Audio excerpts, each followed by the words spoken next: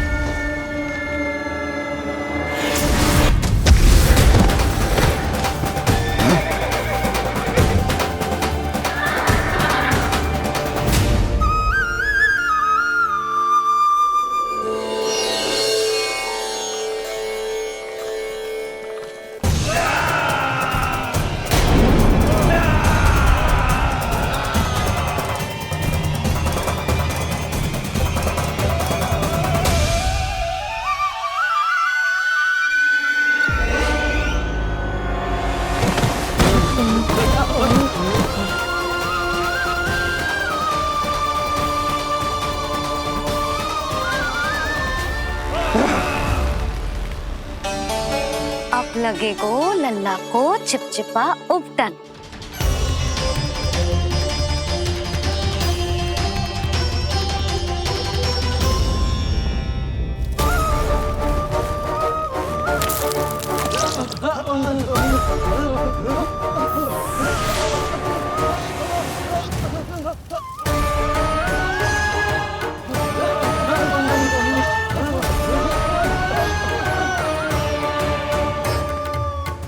अब उपटन को सुखानो है ना, तो मैया और लल्ला बैठेंगे धूप में।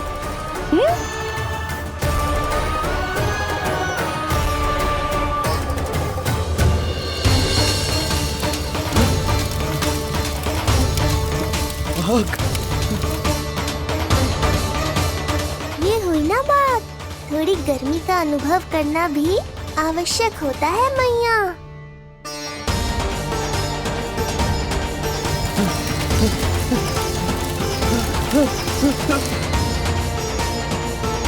अरे मूर्खों, खड़े खड़े क्या देख रहे हो?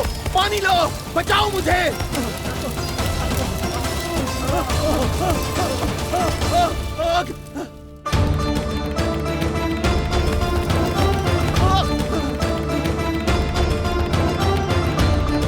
बस बस हो गयो लल्ला, केवल नहाना बाकी है। परम पराक्रमी महाराज कंस का सेनापति हूं मैं। अभी विष्णु भी मुझे रोक नहीं सकता।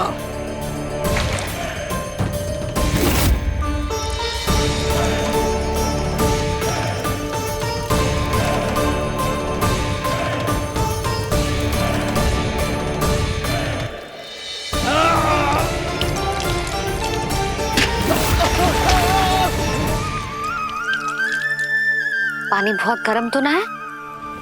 तेरे लिए तो नहीं, पर इन राक्षसों के लिए बहुत गर्म है ये जल।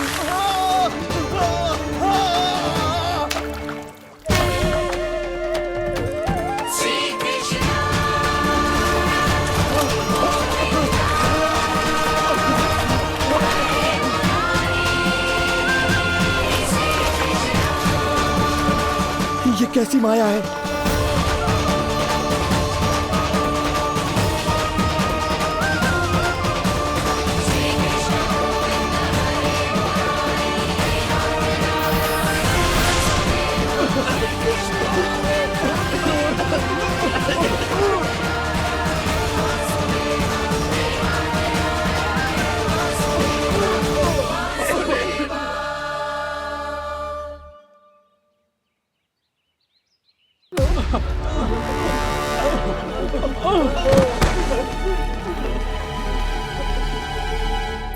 स्नान समाप्त। हो गई तेरी छुट्टी है नीलमणि?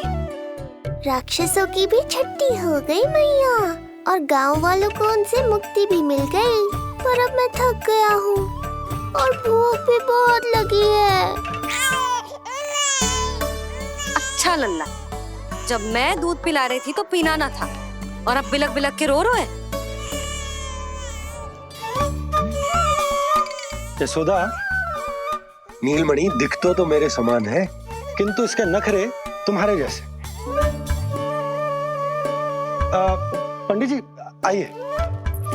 मैं तो पंडित जी के बारे में बताने आया था, लल्ला के षष्ठी पूजन के बारे में कुछ। अब तुझे 6 दिवस का हो जाएगा। हाँ यशोदा रानी, उस दिन से आप अपने लल्ला को नया वस्त्र पहनाएंगी। मैं सबसे अच्छे वस्त्र चुनूंगी अपने लल्ला के लिए। पंडित जी आप केशव भैया से कह देंगे आने को। आसपास के सभी गांव में ना सबसे अच्छी पोशाक वही सिलते हैं। यशोदा तुम पंडित जी को काम सौंप रही हो, मैं चला जाऊंगा। अरे पर केशव भैया का घर देवी मंदिर के रास्ते में ही पड़ता है, पंडित जी को कोई कष्ट ना होगा, है ना पंडित जी? हाँ यशोदा रानी, कष्ट का प्रश्न कहाँ उठतो है। मैं संदेश दे दूंगा, आज्ञा दीजिए। अब मैं अपने लल्ला के लिए ऐसे वस्त्र सिलवाऊंगी जो आज तक पूरे गोकुल में किसी और बालक ने ना पहने हो।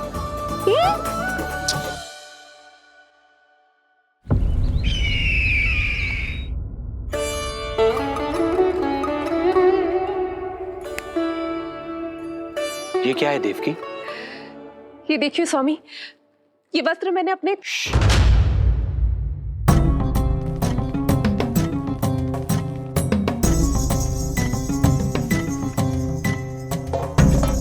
ध्यान रखिए देवकी, यहाँ की वायु भी कंस की गुप्तचर है। किंतु स्वामी ये तो बताइए, ये वस्त्र कैसा है?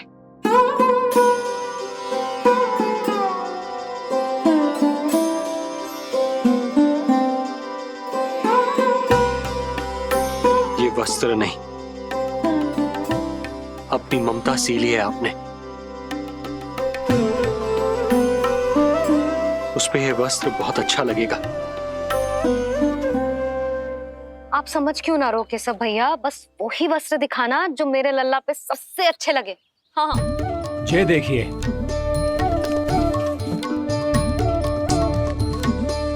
अभी तक एक में भी आनंद ना हो है केशव भैया, है कि नहीं नीलमणि? ये भी ना बोल रहे हो, आप और दिखाओ ना।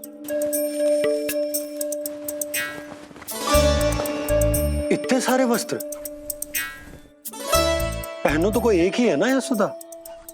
हाँ किंतु छांटना तो पड़ेगा ना, सबसे अच्छा वाला पहनाना है कि ना। केशव भैया वो वाला दिखाओ। ये वाली? हाँ लल्ला।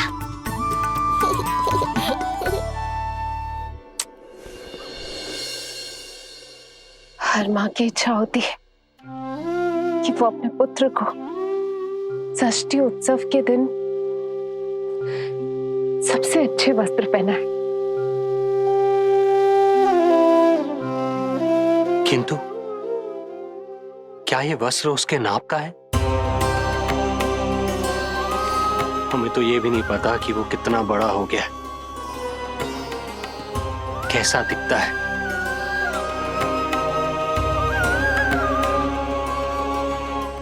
ये पहरेदारों ने दिया है। देवकी हम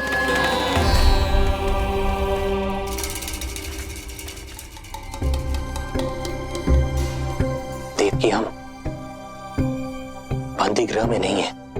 किंतु सच तो यही है, हम कंस के बंदी हैं। काश कोई उपाय होता, किसी प्रकार हमारा पुत्र तुम्हारे सिले ये वस्त्र पहन पाता। काश।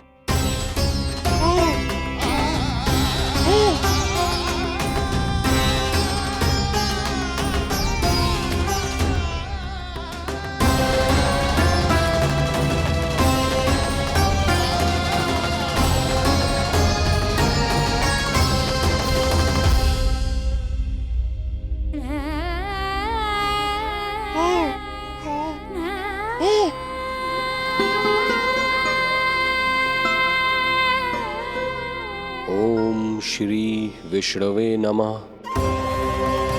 ओम श्री विष्णवे नमः। ओम श्री विष्णवे नमः।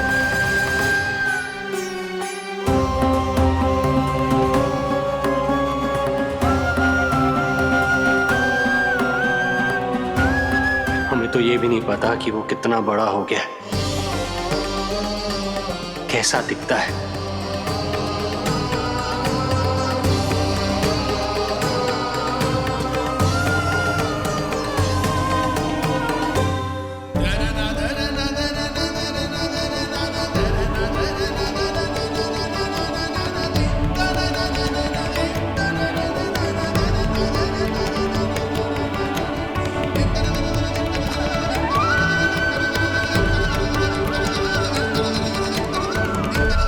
ओम श्री विष्णवे नमः। ओम श्री विष्णवे नमः।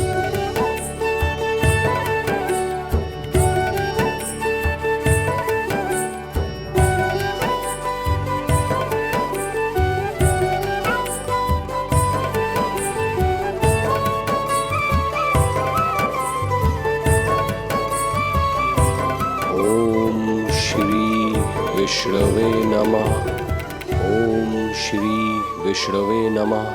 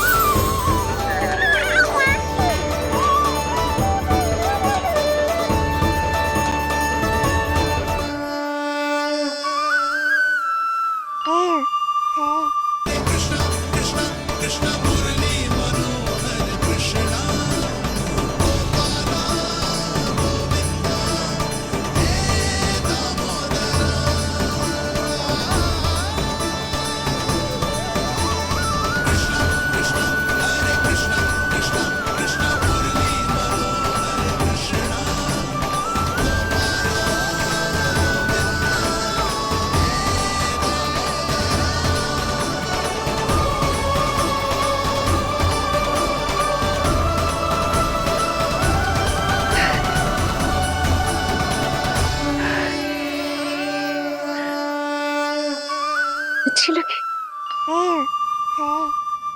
लल्ला जी, अच्छी लगी। यशोदा, ये सब क्या है? नारायण का धन्यवाद जो आपको भेज दियो भाभी। एक वस्त्र के चुनाव में सुबह से दोपहर हो गई। मैं तो उचित चुनाव में सहायता कर ना पायो, परंतु आप अवश्य कर दोगी, पूरा भरोसा है मुझे। मैं चलता हूं।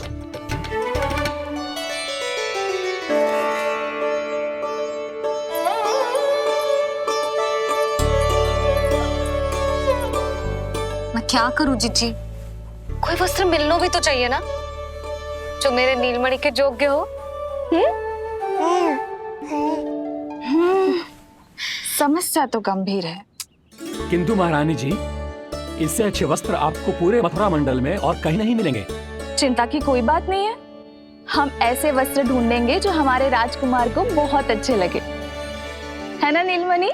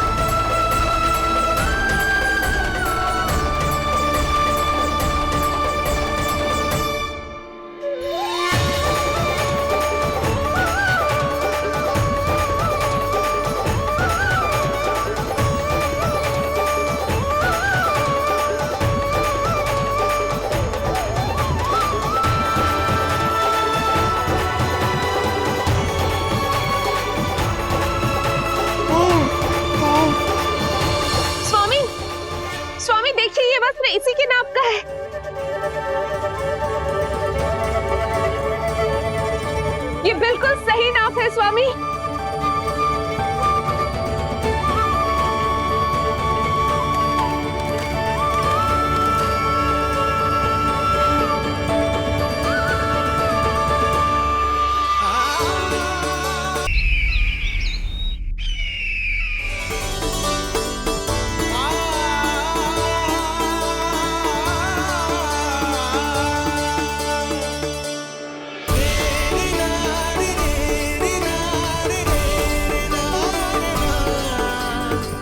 बोलो पुत्र, कैसे लगे ये वस्त्र?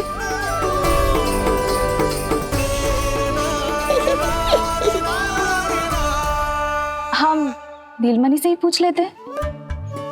बताओ लल्ला, तुम्हें कौन से वस्त्र अच्छे लग रहे हैं? बताओ। हाँ, बस एक बार संकेत दे दे लल्ला।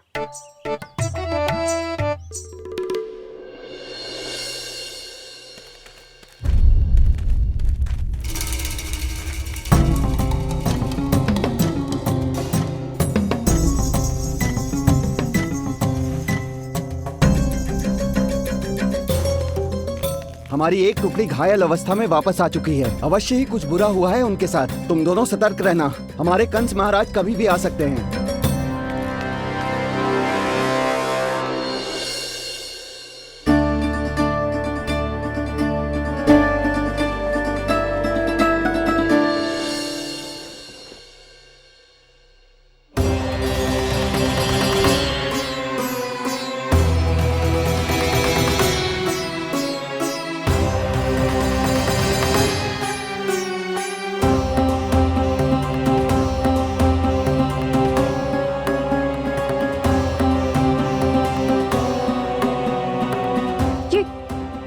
ये वस्त्र कहाँ गए? अवश्य ही हमने स्वप्न देखा होगा देवकी। यदि स्वप्न था तो मेरे बनाए वस्त्र कहाँ गए स्वामी?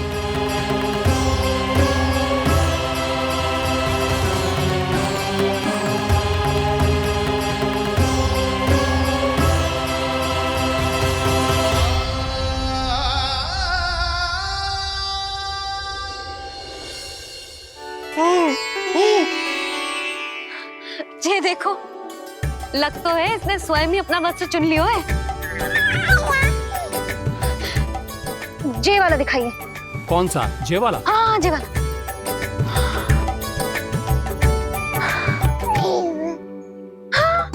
अब उठाया है आपने सही वस्त्र। क्या केशव भैया, तब से जो सिली हुई पोशाक रखो है आपने, और हमें तब से आप पूरा वस्त्र दिखा रहे थे।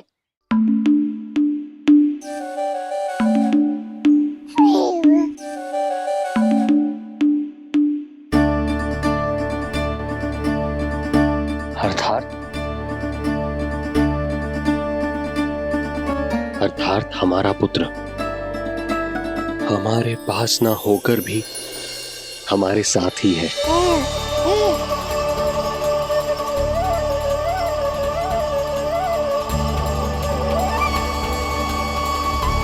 सही कहा स्वामी, हमारे पुत्र को मेरे बनाए गए वस्त्र पसंद आए।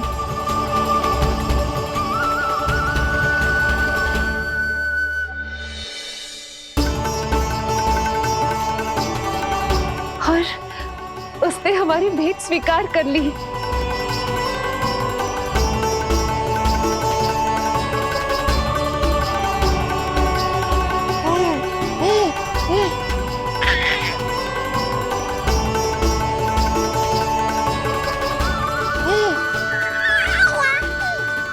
आपकी लीला अद्भुत है प्रभु। ये लीला मेरी नहीं देवी, मां की, ममता की है। मुझे तो बस अपने कर्तव्य का भान है। दो माओं का पुत्र होने के नाते मैं उन दोनों में से किसी की भी इच्छा को अनदेखा नहीं कर सकता। मैं वरदान देता हूं कि यदि अब से कोई भी मेरी मूर्ति को अपना पुत्र समझकर अपने घर में पालेगा तो मैं स्वयं उस घर में उनका पुत्र बनकर निवास करूंगा। और लड्डू गोपाल कहलाऊंगा।